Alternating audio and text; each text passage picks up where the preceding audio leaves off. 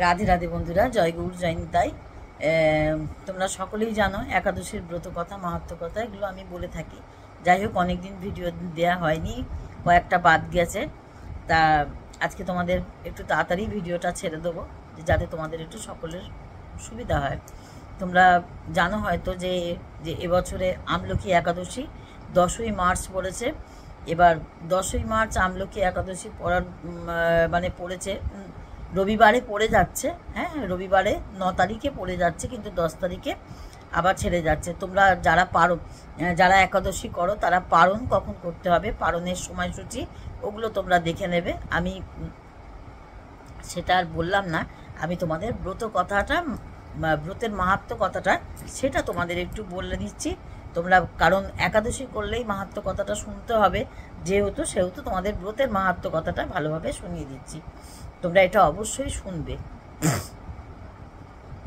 ফাল্গুন মাসের শুক্লপক্ষের একাদশীর তিথিটি আমলকি একাদশী বা রঙ্গভরী একাদশী নামে পরিচিত। এটাকে আবার রঙ্গভরী একাদশীও বলা হয়। এই একাদশী তিথিতে শিব, পার্বতী ও বিষ্ণু পূজার বিধানও রয়েছে।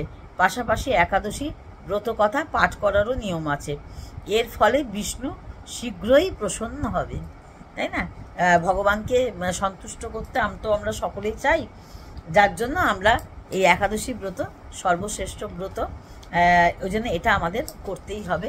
সনাতন ধর্মের মানুষদের এটা আমাদের করতে হবে, বা হিন্দুদের আমাদের এটা করলে এর ফল স্বরূপ খুবই ভালো হয়। ফাল্গুন মাসের শুক্লপক্ষের আমলকি একাদশী, তার মাহাত্ম্য কথাটা তোমাদের বলছি। যুধিষ্ঠির বললেন, হে মুরাবি, আমি বিজয়া একাদশীর মাহাত্ম্য ফল সব সম্পর্কে জ্ঞাত হয়েছি। এখনে ফাল্গুন শুক্লপক্ষের একাদশী সম্পর্কে কিছু উপদেশ দান করুন। ভগবান শ্রীকৃষ্ণ বললেন, মহাভগবান ধর্মানন্দন, এখন তোমায় আমি যে কথা বলবো তা রাজা মান্ধাতার জিজ্ঞাসার উত্তরে মাহাত্ম্য বশিষ্ঠ মহারাজা বলেছিলেন।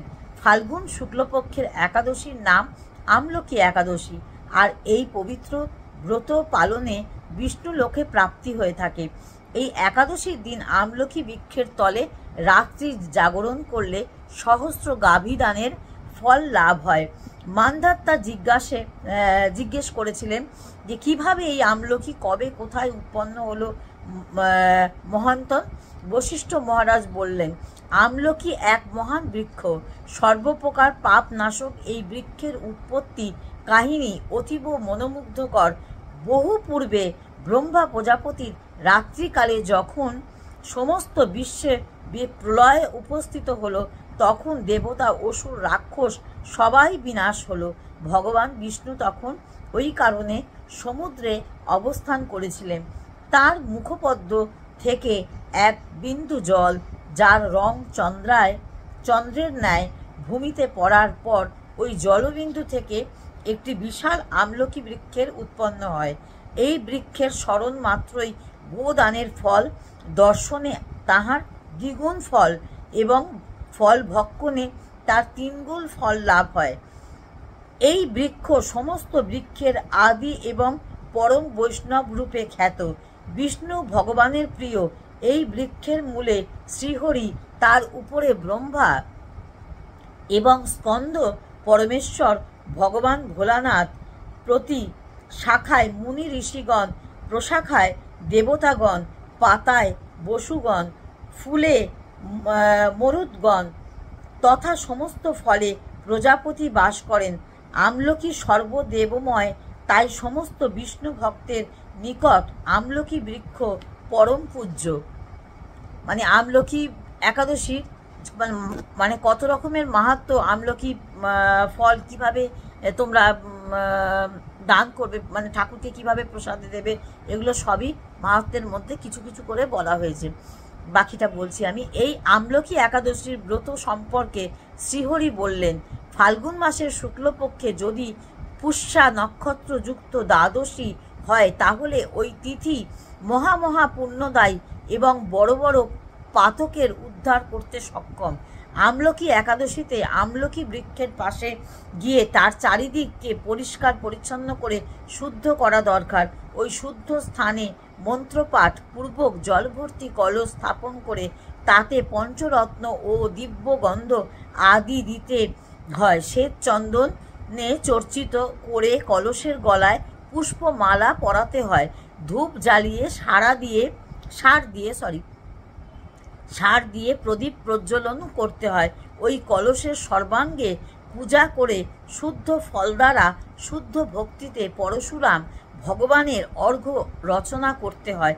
তারপর সারা রাত্রি জাগরণ করে শ্রীহরিকথা বা ধার্মিক উপাখ্যানে রাত কাটিয়ে ভগবান বিষ্ণুর নাম নিয়ে 108 বা 28 বার প্রদক্ষিণ করার পর সকাল হলে শ্রীহরি আরতি করতে হয়। পূজার ফল ইত্যাদি ব্রাহ্মণকে দান করে ওই বৃক্ষ স্পর্শ করে প্রদক্ষিণ আনতে স্থানপূর্বক ব্রাহ্মণকে ভোজন করাতে হয়। তারপর আত্মীয় কুটুম্বের সাথে নিজে ভোজন পেতে হয়। এরপর এরূপ ব্রত করলে সমস্ত তীর্থ সেবার ফল এক নিমেষে করায়ত্ত হয়। সমস্ত প্রকার দানের ফল, যজ্ঞের ফল একসাথেই অর্পিত হয়। ব্রতকারীর উপর যে ব্রতটা করেন তার উপরে সমস্ত প্রকার দানের যজ্ঞের ফল একসাথেই অর্পিত হয়, সেটাই বলতে চেয়েছেন। এই অনুপম আমলকি একাদশী ব্রতের ফলে মনুষ্যকে সর্বপ্রকার পাপ থেকে মুক্ত করে, এতে কোনো রকম সন্দেহ নাই। যাই হোক, তোমাদের ব্রতের মাহাত্ম্য কথা শোনালাম। তার সাথে একটা কথা তোমাদের বলি, আমলকি গাছ তো সবার বাড়িতে থাকে না, সবার বাড়িতে থাকে না। এবার আমলকি ফল কিভাবে করবে তোমাদের আমি যেভাবে করি তোমাদের সেই সহজ পদ্ধতিটা তোমাদের বলে দেবো। কারণ এখন মানুষের কর্মব্যস্ত জীবন, তো মানুষের সব কিছু পাওয়া না পাওয়া সব কিছুরই একটা সময়, মানুষের ব্যস্ততা সব কিছু মিলিয়ে তো একটা অসুবিধেময় জীবন মানুষের কাটাতে হয়ও। তোমরা যদি ঠাকুরের যখন ফল কিনবে, ফল তো সকলেই একাদশীতে দাও, যারা যেভাবে একাদশী পালন করো। কেউ নির্জলা, কেউ ফল শরবত খেয়ে করো, দুধ খাও, আবার কেউ ভগবানকে প্রসাদ দিয়েও খাও, কেউ সাবু মাখা খাও, যে যেরকমভাবে পারো করবো। তোমরা একটা কাজ করতে পারো, ঠাকুরের যখন ফল কিনবে তখন একটু আমলকি প্রসাদে দেওয়ার চেষ্টা করবে, এইটাই তোমাদের বলবো। বা আমিও এইরূপভাবেই চেষ্টা করব, কারণ আমারও বাড়ির কাছে কোনো রকম আমলকি গাছ বা কোনো আমলকি বৃক্ষের তলায় এইভাবে, কারণ সত্যি কথা বলতে কি, এখন প্রত্যেকেরই শরীর খারাপ, বলবো ম্যাক্সিমাম মানুষেরই শরীর ভীষণ খারাপ, তাদের প্রচুর ওষুধ খেতে হয়। এখন মানুষ খাবার কম খায়, ওষুধ বেশি খায়। তাই জন্য বলবো যে কেউ নিজের শরীরকে কষ্ট দিয়ে, সারদা মাও বলে গেছেন যে আত্মাকে কষ্ট দিয়ে কেউ খুব কষ্ট করে কিন্তু ব্রতচার করলে ভগবান যে তাতে বেশি সন্তুষ্ট হবে তা কিন্তু নয়। আমার চোখের সামনে কদিন আগে আমি একটু ব্যাংকে গেছিলাম, সেখানে একজন, এই কদিন আগে শিবরাত্রি হয়েছে, সে হয়তো উপবাসে নির্জলা ছিলেন, তার কথা বলারও শক্তি ছিল না, হঠাৎ করে বসে থাকতে থাকতে এমন সেন্সলেস হয়ে গেল, তার ঠোঁট ফোঁট নিমেষের মধ্যে সাদা হয়ে গেল, ফ্যাকাশে হয়ে গেল। তাকে হসপিটালাইজড করতে হলো, টোটো ডাকতে হলো, দেখে তাকে ধরে যে নিয়ে এসেছিলেন তাকে একদম, সে ব্যাংকে এসছেন টাকা তুলতে, সে এটা গল্প নয়, এটা একদমই সত্যি কথা। আমার চোখের সামনে এই 2-3 দিন আগেকার ঘটনা বলছি, শিবরাত্রির পরের দিনই একদম তাকে হসপিটালে যেতে হলো। অতএব আমরা উপবাস করব, ভগবানকে রাখবো, ভক্তি করব, শ্রদ্ধা করব, নিয়ম মানব, সব কিছু করবো, কিন্তু একদম আত্মাকে কষ্ট দিয়ে না। এটা সারদা মা বারবার করে বলে গেছেন, রামকৃষ্ণদেব বারবার বলেছেন, পেটে অভুক্ত থেকে ভক্তি কিন্তু হয় না। তুমি যদি অভুক্ত থাকো তাহলে কিন্তু তুমি ভগবানকে ডাকতেই পারবে না।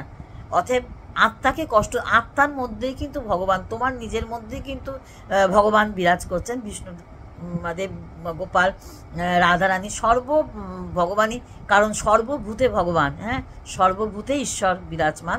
অতএব নিজের আত্মাকে কষ্ট দিয়ে কোনো উপবাসই করাটা ঠিক না। ভগবানকে চেষ্টা করবে তাড়াতাড়ি পুজোটা মানে পুজোটা তাড়াতাড়ি করে সারার চেষ্টা করবে। পুজোটা তাড়াতাড়ি করে সেরে নিলে তাহলে তোমরা প্রসাদ পাবে, সব কিছু তাহলে সকাল সকাল হয়ে যাবে। এটা তোমরা চেষ্টা করবে। আর যদি না পারো একটু চাটা খেতেই পারো, কোনো অসুবিধা নেই। হ্যাঁ, চা খাবে, গোবিন্দের চরণে তুলসী পাতা দিয়ে খাবে, তাহলে আমার মনে হয় না মনে কোনো রকম দ্বিধাদ্বন্দ্ব থাকবে। যা কিছু খাবে খেয়ে পুজো করা যায়, কোনো অসুবিধা নেই। ভগবানের চরণে তুলসী পাতা দিয়ে দেবে, আর ভগবানকে আগে তার ভোগটা রেডি করে রাখবে, খাবারটা রেডি করে রাখবে, তুলসী পাতা জল দিয়ে রাখবে, যে তোমার যখনই খিদে পাবে তুমি তখনই খেয়ে নেবে, আমার জন্য তুমি অপেক্ষা করো না, তোমার প্রসাদ আমি রেডি করে রাখলাম। যে এইভাবে তুমি তাকে, এটা আত্মবৎ সেবা। হ্যাঁ, এটা আত্মার সঙ্গে ভগবানের যে যোগাযোগ, তুমি যদি তাকে যদি দিয়ে রাখো তখন হবে কি বলো তো, তাহলে তুমি সব কিছু গ্রহণ করতে পারবে, খেতে পারবে। তাতে একটু আমার মনে হয় না ভগবান, আমাদের বাবা মারা আমরা কোনো রকম ভুল ত্রুটি করলে, বা ভুল ত্রুটিও বলবো না, আমরা যদি আগে যদি খাই বা করি, আমাদের বাবা মারা যেমন আমাদের ভুল ত্রুটি সব কিছু মার্জনা করে দেন, ভগবানও আমরা যদি কোনো অপরাধ করি তাকে সবসময় তাকে স্মরণ করবে, তাকে একটা কথা সবসময় বলবে যে যদি আমার কোনো ভুল ত্রুটি থাকে তুমি নিজ গুণে আমাকে ক্ষমা করো, মার্জনা করো, আমি তোমারই সন্তান। হ্যাঁ, আমি তোমারই সন্তান, ভুল ত্রুটি ন্যায় অন্যায় যা কিছু করেছি সব তোমার চরণে দিলাম, তুমি আমায় নিজ গুণে ক্ষমা করো। এরপরে আর কোনো কথা হয় না। ক্ষমা পরম ধর্ম, ভগবান নিশ্চয়ই তোমাকে ক্ষমা করে দেবেন। আর আশা করি খেয়ে যদি তুমি পুজো করো বা খেয়ে যদি তুমি কোনো রকম উপবাস করো, কোনো কিছু যদি খাও, আমি বলছি না তা বলে অন্ন বা অন্য কোনো খাবার সেটা না, যেটা তুমি ভগবানকে প্রসাদ দিতে পারবে বা যেটা তুমি খাবার উপযুক্ত, ডালিয়া বলো, সাবু বলো, যেগুলো খাওয়া যায় একাদশীতে। তবে বিধান অনেক কিছু আছে, অনেক কিছু খেতে নেই, অনেক কিছু খেতে হয়। আমি বলবো যেটা তোমার শরীরে সয় সেটাই তুমি খেও, তাতে কোনো অপরাধ হবে না। আচ্ছা, আজকে ভিডিওটা তাহলে এখানেই শেষ করছি। তোমাদের নিজেদের মতন করে যার যেরকম সম্ভব সেভাবে একাদশীর উপবাস পালন করো।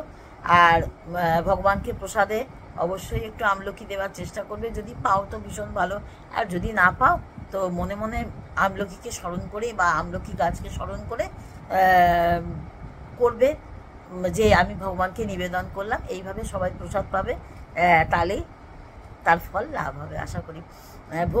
মনের ভক্তিটা বড় কথা, আর কিছুই নয়। সবার আগে ভক্তি, আর তার শরণাগত হওয়া। হ্যাঁ, তার শরণাগত হওয়া। সকলকে অসংখ্য অসংখ্য ধন্যবাদ। অনেক অনেক ভালো থাকো, ভালো করে একাদশী পালন করো। সকলকে শুভ আমলকি একাদশীর শুভেচ্ছা সকলকে জানাই। সকলে পালন করো, পালন যেভাবে করতে হয়, যেভাবে নিয়ম সেভাবে করো। হ্যাঁ, জগন্নাথের মহাপ্রসাদ খেয়েও পালন করতে পারো। গোপালের যে ভোগটা দাও, প্রসাদ দাও, শুকনো প্রসাদ দাও, সেটা খেয়েও পালন করতে পারো। যেভাবে পালন করতে চাও সেভাবে পালন করতে পারো, কোনো অসুবিধে নেই। মন ভরে, ভক্তি ভরে গুরুকে স্মরণ করো, ভগবানকে স্মরণ করো, আর ভগবানের নাম জপ করো। এটাই আসল কথা, এটাই বিশেষত্ব অনেক, এটার মাহাত্ম্য অনেক। অতএব সকলে ভালো থাকো, সুস্থ থাকো। রাধে রাধে, জয় গুরু, জয় নিতাই।